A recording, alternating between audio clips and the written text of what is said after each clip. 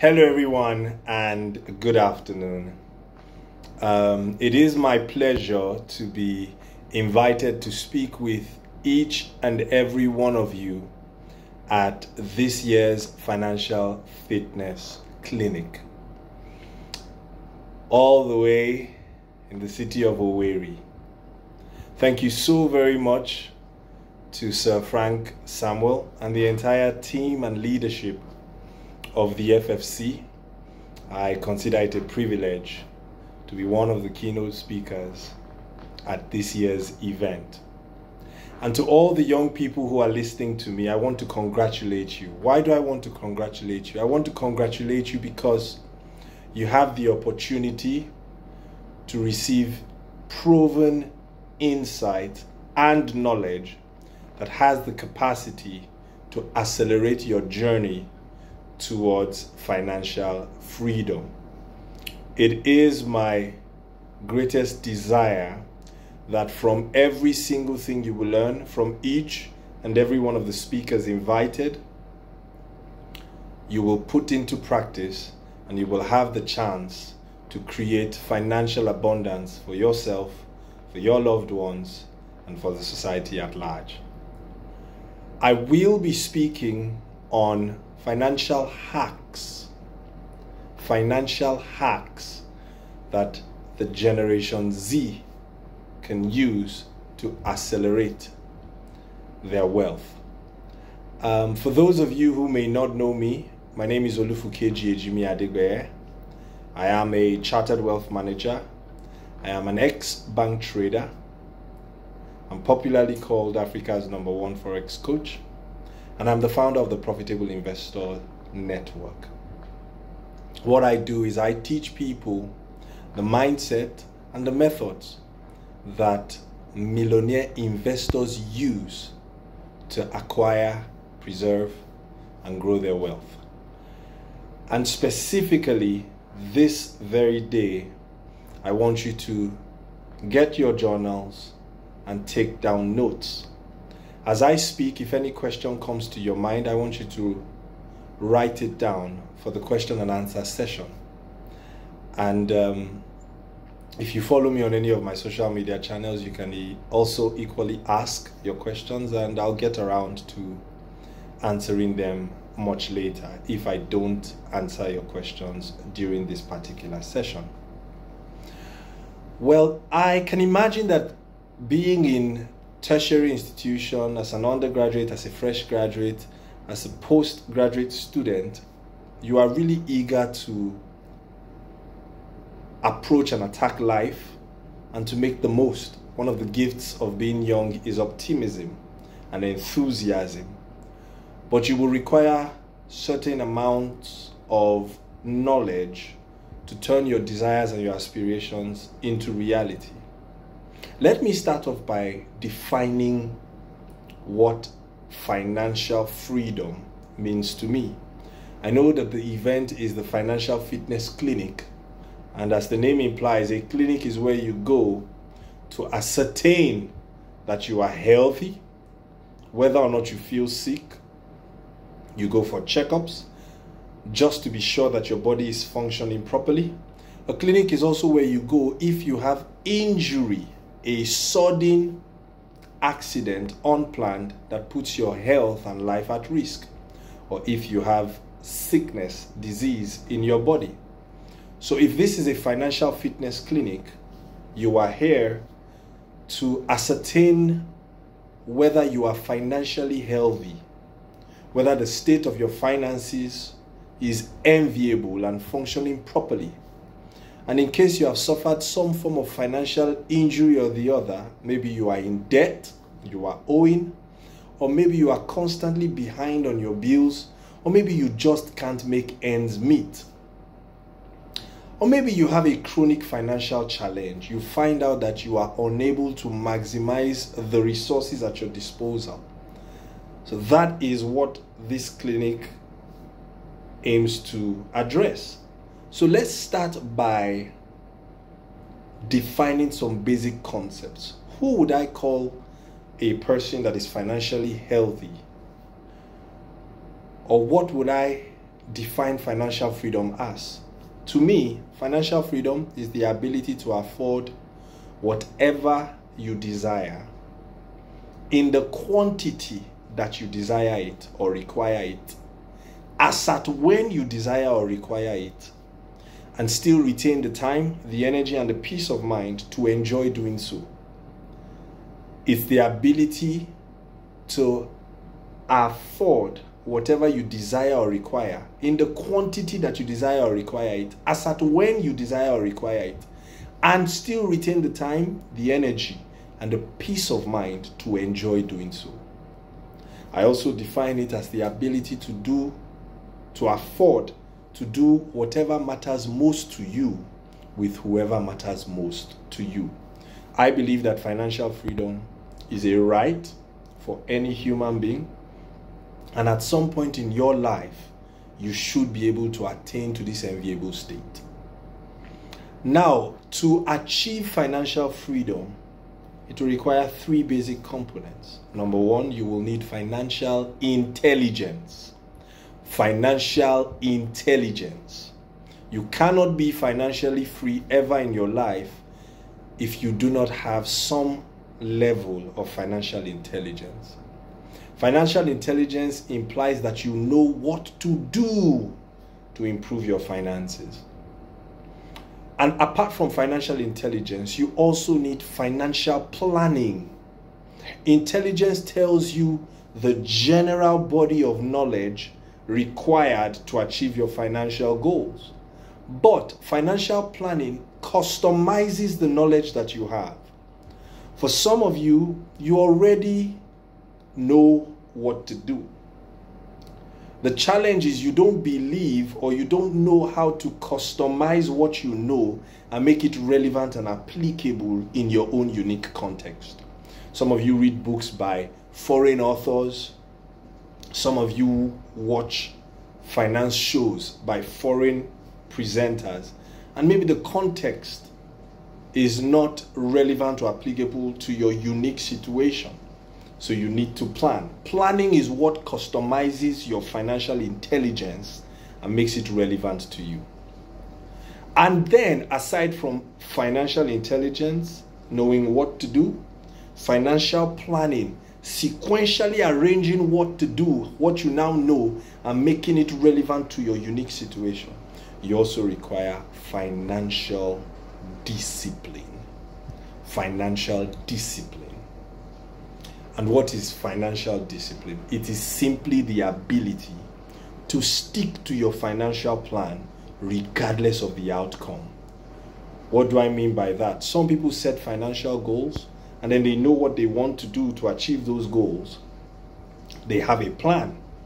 But when they start executing their plan, if they achieve success and maybe they start making some extra hundreds of thousands or millions of naira, you suddenly see them maybe totally spend what they make. They are allowing the positive feedback, the success of their plan to make them indisciplined. So financial discipline is the ability to stick to your financial plan regardless of the outcome, whether the outcome is pleasant or the outcome is unpleasant. Meaning if you meet challenges in the course of executing your financial plan, you ask yourself, do I need more knowledge to overcome this new challenge? Or you ask yourself, do I simply need to apply this plan for longer to allow time to help me achieve my financial goals? So never forget, if you will achieve financial freedom, then you need financial intelligence, you need financial planning, and you need financial discipline. This is so important. Now, having defined financial freedom, there are a number of components that make up financial freedom. And it is important to understand this saying. Please listen. Money goes when you buy, comes when you sell, and grows when you invest. I'll say that again. Money goes when you buy, comes when you sell and grows when you invest. To grow rich, sell more than you buy and invest more than you buy. A poor person is someone who simply buys way more than he sells. Is someone whose expenditure greatly exceeds his income.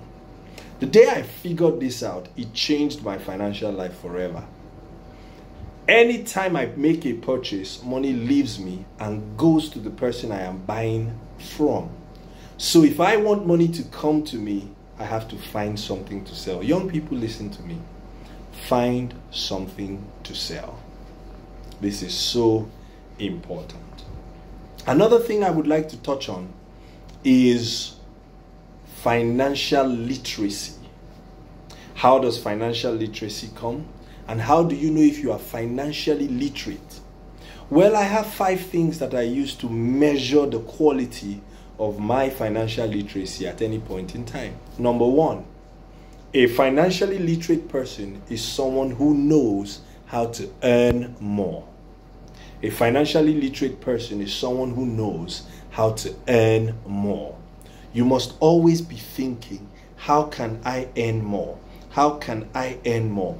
I remember when I was in school as an undergraduate, one of the things I decided to do was to study the lives of the wealthy.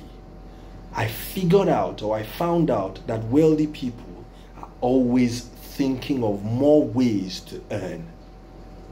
How to earn more.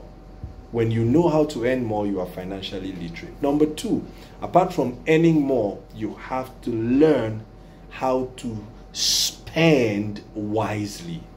You are financially literate when you can spend creatively. What do I mean by that? Anytime you want to make a purchase, whatever it is you want to buy a new set of clothes, you need a new phone, or you need to buy food, any kind of purchase whatsoever, make sure you use your creativity and ask yourself, is this the only way that I can acquire this thing? Must I pay money for it? I saw a post the other day on Instagram, a person who does videos for a living. He's a videographer.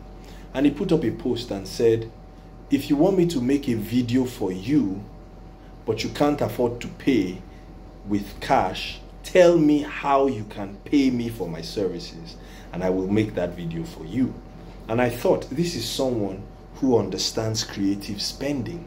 He realizes that you don't always have to pay money to get the services you require. Sometimes relationships can help you acquire things. Sometimes knowing the right person at the right time can help you get things without necessarily paying. I'm not saying doing illegal things, but I'm saying don't always be in a hurry to spend. Ask yourself, this thing I want to get, can I get it without necessarily spending? So if you can earn more and you can spend creatively, you're financially literate. But remember 5 things. So the 3rd thing is saving smartly. Saving smartly. Saving smartly. You see, there is something called inflation. And inflation is simply when the price of goods and services keeps rising. One of the things you realize is if you save and you don't save in a smart way, you end up losing what you save to inflation. Apart from inflation, if you save in Naira, you will find out that the value of your savings gets eroded over time. What do I mean? As at this time last year, well, around March, April, $1 was 360 or 65 Naira. Meaning if you had 36,500 Naira in your savings, right, it could buy you $100. Now, imagine you took that 36,500 and you went to a malam that does bureau de change and you exchange your 36,500 for $100. So Mr. A exchanged his 36,500 for $100 and he put it in his domiciliary account, or he put it in an envelope safely somewhere secure in a safe. And then Mr. B did not convert his 36,500 to dollars. Rather, he saved in dollars. As of today, $1 is roughly 485 to 490 naira. And if you are using USD Tether, crypto dollars, it is about 502, 520. In some places as high as 700, depending. So, but let's use physical dollars. That means that Mr. B that changed his 36,500 to $100, if he takes his $100 back to the Malam that changed it, they will give him 49,000 naira. Remember, Mr. A did not change his own, so Mr. A is still left with 36,500, whereas Mr. B now has 49,000 naira. Two of them saved, but they didn't. One saved smartly by saving in dollars, saving in a currency that appreciates faster than the Nigerian naira and appreciates faster than inflation. This is what I mean when I say save smartly. Then the fourth thing, number one, earn more. Number two, spend creatively. Number three, save smarter. Number four, and this is a controversial topic or a controversial point, borrow wisely. Now, some people, especially if you have the Christian faith, may say you are not supposed to borrow. And it's true. I'm a believer, and the Bible says the borrower is slave to the lender. But I always say this, the issue is not borrowing. The issue is enslavement. When you borrow in a way and a manner that makes you a slave to the lender, then you are not borrowing wisely.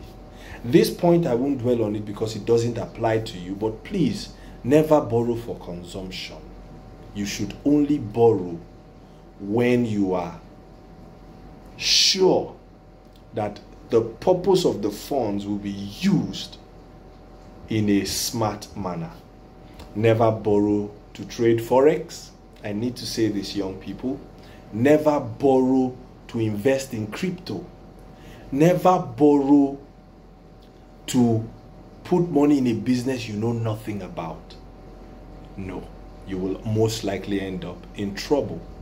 But we do know that credit system has created wealth, and it may be a tool, especially if you are in the business, a kind of business that requires purchase of equipment, so you can use the money to purchase equipment that is generating cash flow for you.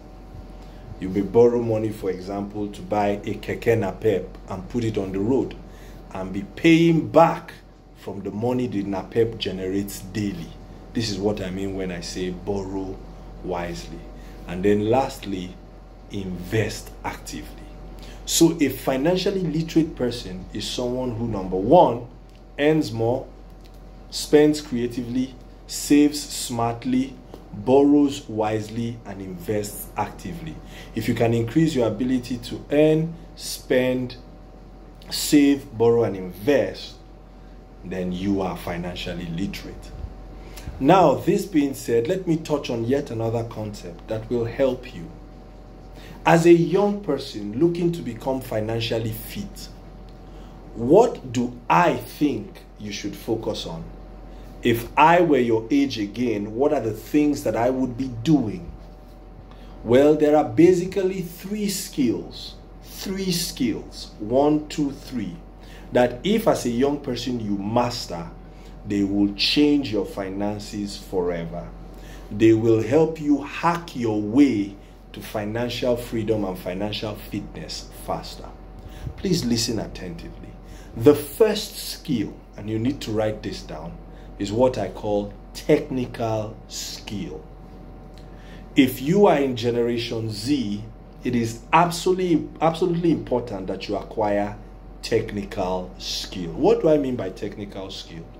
Technical skill is not knowledge, but knowledge can give you technical skill. Technical skill is not certificates, but certification can verify that you are technically skilled. A technical skill is simply any skill you possess that solves a very specific, painful problem for a very specific person. Listen to me, you can know something and be unable to do anything with your knowledge. So you can be knowledgeable without being skilled. Knowing how to barb hair is a technical skill. It's not a complex technical skill. It's not a unique technical skill. And it's an easily replaceable technical skill, but it is still a technical skill. Why? It solves the problem of grooming and appearance. Knowing how to sew clothes is a technical skill. So as a young person, you have to ask yourself, how many technical skills do you possess? If you know how to cook delicious meals, it's a technical skill. But as a young person, your technical skills should be more along the lines of technology, because this is a technology-driven generation. If you know how to code, that's technical skill. If you understand blockchain technology, that is technical skill. Any skill you possess that solves a problem for a person is a technical skill. If you know how to make people laugh and you are into comedy, it's a technical skill. So look at the problems around you. Look at the problems in your immediate community and ask yourself, which one of these problems can you train yourself to solve? Gain mastery in technical skill acquisition, and you will become prosperous. The more technical skills you have, the harder those technical skills are to acquire, the more irreplaceable those technical skills are, the more indispensable those technical skills are, the richer you will be. So turn to the person next to you and say, what technical skills do you have? Forget certificates. Get technical skills. When you get a technical skill and you now get a certificate, then it is worth it. You are employable, you are hireable to the degree that you have relevant, highly complex technical skills. All right? The second skill you need to master, apart from technical skill, is persuasion skill. So technical skill is a problem-solving skill. Persuasion skill is the capacity to use words, either spoken or written, to compel people to think and act in a specific way. Listen to me. Persuasion skill is the capacity, the ability to compel people using words to think and act in a specific way. You have to learn how to persuade people to buy from you. Sales skills are so valuable in this generation. Many people run away from sales, many people run away from marketing roles, but the money is in the ability to sell. Remember, money goes when you buy, but it comes when you sell. If you learn how to convince people to buy from you, you will make money. I give the example again of a technical skill such as cooking. Imagine that I know how to cook very well, and I'm a gifted cook, a gifted chef. I will never be broke in my life as long as there are hungry people on earth. But imagine that apart from knowing how to cook, I took it a step further and added persuasion skill, sales skill to my technical skill of cooking, so that I can look at you and say, have you tasted my meals before? My cooking is healthy. I cook low-fat meals with ingredients that are very healthy and organic. If you eat my food, you will enjoy the experience without putting your health at risk. I have added persuasion skills to my technical skill. Young people, learn copywriting, learn public speaking, learn the power of storytelling and effective communication. Use it to persuade people. So the first skill is technical skill, aka problem solving skill. The second skill is persuasion skill, aka sales skill. The last skill you need to master if you will ever be financially free is investment skill. Listen to me, young people. Learn how to grow money with money. When you have technical skill, you will have cash flow. When you add persuasion skill to your technical skill, you will be able to charge higher because you can compel people to take action. When you add investment skill to your persuasion and sales skills and your technical skill, you will be able to use the income that you make from selling your technical skill and put it into a financial market and make money with money. Listen to me. It's not enough to know how to sell. It's not enough to know how to solve problems. You must know what to do with money. Listen to me, young people. Pick one financial market. Pick one investment vehicle and master it. For some of you, you may choose to use agricultural commodities to grow your income. I know some people who purchase maize on commodity exchanges, like there are a couple of commodity exchanges in the country. Some people buy onions, bags of onions, and they store it. And when onion prices rise, they sell it back. They are basically investing. They are growing their money using the commodity markets. For others, they use crypto, the cryptocurrency market, to grow their income.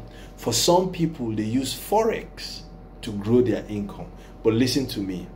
You must understand the markets that you are in.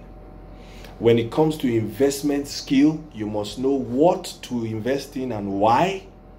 Oh, they said we should put our money in this scheme. Why? It's important to know why. Oh, they say it's paying. They say it's paying. So what? How are they making the money they are paying you with?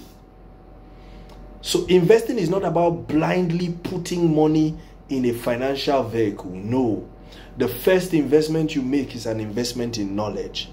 You invest in your head to understand that vehicle. And then when you understand that vehicle, you now put money into that investment vehicle. Investing is risky, but trust me, the wealthiest people on earth grow their wealth using investments. And there are different kinds of investments. Thank God Tommy Balogun is here. Thank God Kalu Aja is also here. I am more into Forex, stocks, and cryptos as a day trader, and that is that's a lot more risky. But I started in my undergraduate years, and I started with very small amounts that I could afford to lose, and I spent a lot of money on trading. So I wouldn't immediately recommend a high-risk vehicle. There are less risky markets and investment vehicles to gain mastery. But whatever you are gaining, whatever financial market or financial vehicle you are gaining mastery in, make sure that you can invest as much as 100 million naira or $200,000 in that investment vehicle, and it has the capacity to accommodate it. I didn't say go and borrow money. No, I'm saying one day your technical skill will make you a lot of money. One day your sales skill will make you a lot of money, and you will have a lot of savings. So you have to choose an investment vehicle that has the capacity to accommodate your wealth. Do you understand? Stay away from scams. Stay away from investments you don't understand. Talk to those who have gone ahead about investments. Don't throw your money away in the name of investments. But ensure you pick an investment vehicle that can accommodate conveniently as much as 100 million, and that can do 100% in 1 year. I know it sounds a bit high, but it is possible if you gain mastery. Real estate is an investment vehicle, agricultural commodities, stocks, private equity, cryptocurrency. There are so many investment vehicles that you can gain mastery, learn how they operate, and then based on what you have learned, invest in them. So, technical skill, sales skill, and investing skill. Money goes when you buy, comes when you sell, and grows when you invest. 5 abilities that prove that you are financially literate. The ability to earn more, to spend creatively, to save defensively, to borrow wisely, and to invest actively. I hope you have been able to learn something. Feel free to ask your questions. And thanks once again. Cheers, and God bless, guys.